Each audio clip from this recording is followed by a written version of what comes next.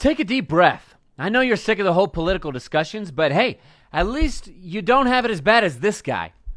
That's right, some random guy with the name Brett Kavanaugh. You know, if you think that's tough, how about this other guy? Yep, some guy named Mike Pence. That's tough. You think that's bad? Take a look at this. Yep, apparently his parents named him Toxic Masculinity. Man. And I guess this next one is even worse. Take a look at... What the heck? No! Who is...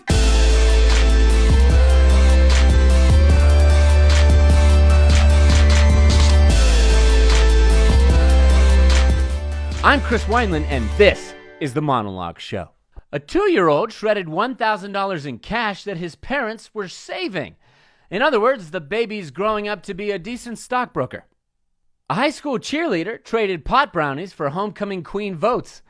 They caught her because everyone wrote on the ballot, "I forgot who I was supposed to vote for. Man, I'm so high." Even with the bribery, though, a lot of people didn't vote this homecoming season because they said, hey, my vote doesn't count anyway. This is crazy. A U.S. postal worker quit his job by throwing out all the mail on the side of the road. They have retrieved it, so if you are one of those victims, don't worry. You're going to get the mail to throw away yourself. What is this, junk mail? Well, you should have left it on the side of the road. This is crazy. I don't need a coupon to Domino's. We all know they're cheap. You can get those coupons anywhere, by the way. My question is, who's surprised on a Domino's coupon? That's all I'm asking. Who goes to the mailbox and goes, oh, we get $1 off on a Domino's pizza.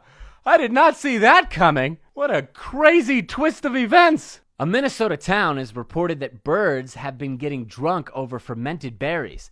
The townspeople started to get the hint when they heard the birds in the bushes yell, chug!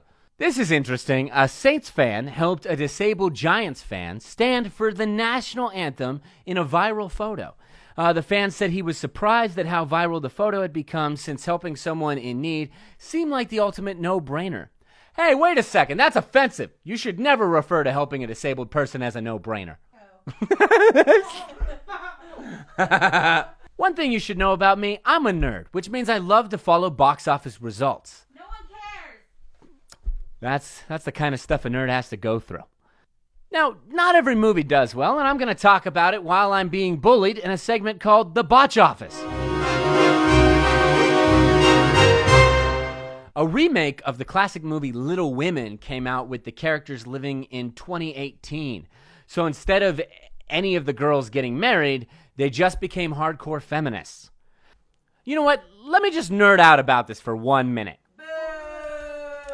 Why would they take a classic story that was set in the 1800s and set it for 2018? None of the story plots would work like they would back then. Okay? For instance, in the original story, a neighbor gives Beth a piano. In 2018, neighbors don't give us anything except complete and utter silence. All right? And in today's society, if a neighbor really did give you something, it would be your Amazon package sent to the wrong house. Also, in the original story, Beth gets scarlet fever. Scarlet fever?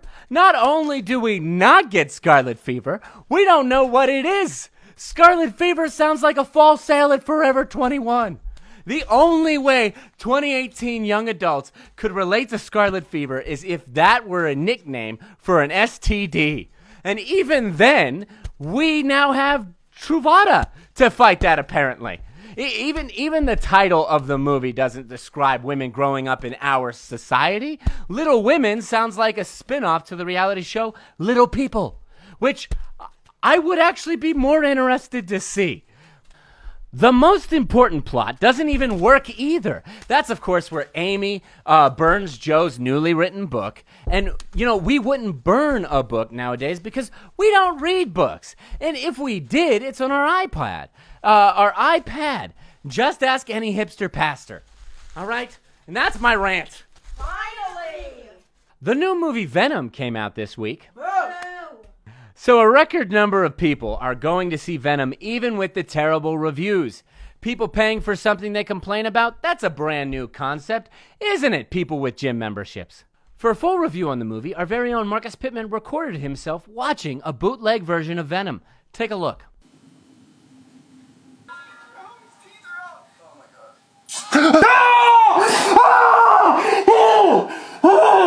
Why would anybody watch this? That is not at all what I meant.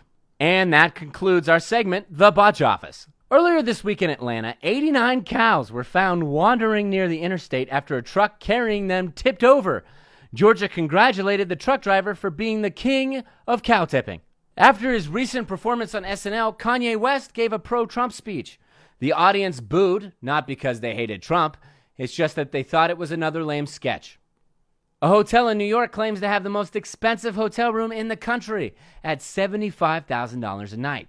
It's expensive because of the size of the room. That's right, it's the same size as an actual room. An 81-year-old man attempted to buy an 8-year-old girl from her mother for $200,000 at a Florida Walmart. The man was disappointed when the mother declined.